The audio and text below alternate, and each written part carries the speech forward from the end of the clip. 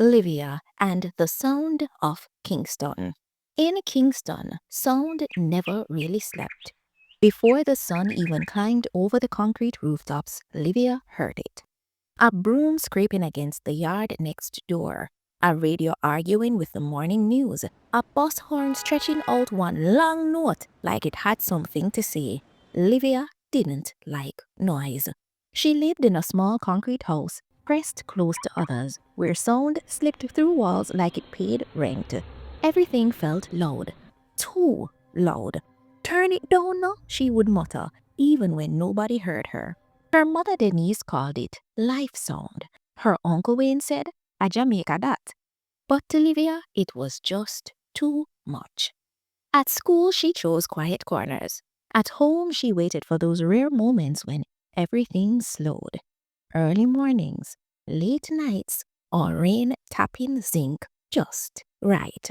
One Friday afternoon, Denise sent Livia to spend the weekend with Auntie Paulette. Auntie Paulette lived close to a yard known for one thing, a sound system yard. The bass hit before Livia even reached the gate. Boom, boom, boom, boom. The ground felt like it was breathing. Auntie, Livia said carefully, it always so loud. Auntie Paulette laughed. Always, and sometimes even louder. That night, Livia lay stiff on the bed listening. Music bass rolling through the air. People laughing. A man practicing DJ lines like tomorrow depended on it. Then the music dipped. In that brief space, Livia noticed something strange. Nobody complained, nobody argued. Voices blended.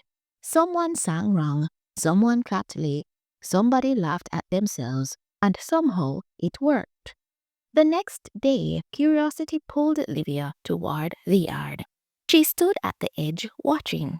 She noticed how the selector adjusted the sound, not just loud, but balanced. How elders nodded quietly.